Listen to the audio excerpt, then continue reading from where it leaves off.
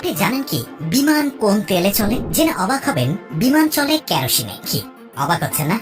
আমরা সবাই জানি বিমান চলে জেট ফুয়েলে, কিন্তু এই জেট ফুয়েল কোনো আলাদা জ্বালানি নয়, বরং এটা হচ্ছে জেট A1 কেরোসিন। এখন প্রশ্ন হচ্ছে, কেন বিমান কেরোসিনে চলে? কেন এতে কেরোসিন ব্যবহার করা হয়? জ্বালানি হিসেবে বিমানে কেরোসিন ব্যবহার করার পেছনে বেশ কিছু কারণ রয়েছে। কেরোসিন তরল থেকে বরফ হতে যে তাপমাত্রার প্রয়োজন হয় সেটা হচ্ছে -40 ডিগ্রি থেকে -48 ডিগ্রি সেলসিয়াস। বিমান যখন ভূমি থেকে আকাশের অনেক উঁচুতে উঠে যায়, তখন কেরোসিনের বদলে যদি গ্যাসোলিন ব্যবহার করা হয় তাহলে তা জমে বরফ হয়ে যাবে। আর এজন্যই জেট A1 কেরোসিন ব্যবহার করা হয় বিমানে। কেরোসিনের ফ্ল্যাশ পয়েন্ট গ্যাসোলিনের তুলনায় অনেক বেশি। ফ্ল্যাশ পয়েন্ট হচ্ছে সেই তাপমাত্রা যেখানে দাহ্য কোনো পদার্থ জ্বলে ওঠে এবং বাষ্পে রূপান্তরিত হয়। মূলত বিমানের আকাশে ওড়া এবং দ্রুত গতি অর্জনের জন্য ফ্ল্যাশ পয়েন্ট অনেক জরুরি। আর কেরোসিনে অক্টেনের পরিমাণ বেশি থাকায় গ্যাসোলিনের চেয়ে দ্রুত গতি অর্জনে সাহায্য করে। কেরোসিন গ্যাসোলিনের তুলনায় অনেক বেশি পাতলা এবং মোলায়েম। মূলত ঘন কোনো জ্বালানি যদি বিমানে ব্যবহৃত হয় তাহলে সেই জ্বালানি বিমানের ইঞ্জিনের যন্ত্রাংশের কার্যকরী ক্ষমতা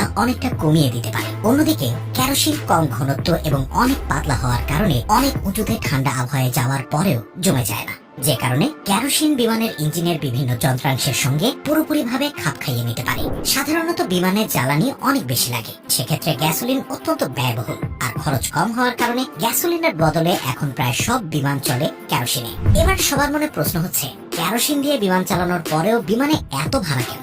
যেসব বিমান খুব দূর গন্তব্যে যাতায়াত করে তার অধিকাংশ বিমানই বোয়িং 747। আর এই বিমানগুলো সাধারণত ভূমি থেকে প্রায় 35,000 ফুট উপরে উড্ডয়ন করে থাকে। এসব বিমানে প্রতি 4 সেকেন্ডে 1 লিটার করে তেল খরচ করে। একটি বোয়িং 447 বিমানে একবারে 2,38,604 লিটার তেল নিয়ে যাত্রা করে।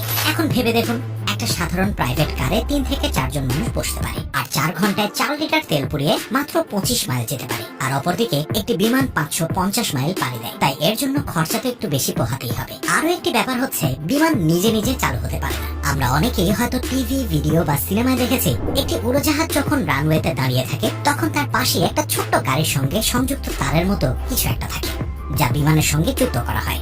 অনেক মানুষ ভাবেন যে ছোট্ট এই গাড়ি দিয়ে আসলে বিমানের তেল ঢোকানো হয়, কিন্তু এটা সত্য নয়। একে মূলত বলা হয় এভিয়েশন গ্র্যান্ড পাওয়ার ইউনিট।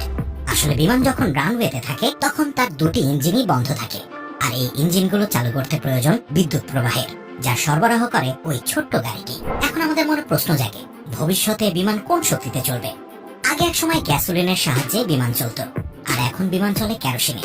তাহলে প্রশ্ন আসতেই পারে যে অদূর ভবিষ্যতে অন্য কোন শক্তি দিয়ে বিমান চলবে? কেরোসিন কিংবা গ্যাসোলিন দুইটিই আসলে পরিবেশের জন্য মারাত্মক ক্ষতিকর, আর তাই পরিবেশ বান্ধব জ্বালানি ব্যবহারের চিন্তা করছেন বিজ্ঞানীরা। এজন্য সৌর শক্তি চালিত বিমান চালনা নিয়ে চলছে গবেষণা, আর এই গবেষণার সাফল্য ইতিমধ্যেই পেয়ে গিয়েছেন বিজ্ঞানীরা। এমন গবেষণার ফসল হিসেবে বিশ্বের প্রথম সৌরচালিত বিমান সোলার ইম্পালস হাওয়াই থেকে ক্যালিফোর্নিয়া যাওয়ার পথে প্রশান্ত মহাসাগর পাড়ি দেয়।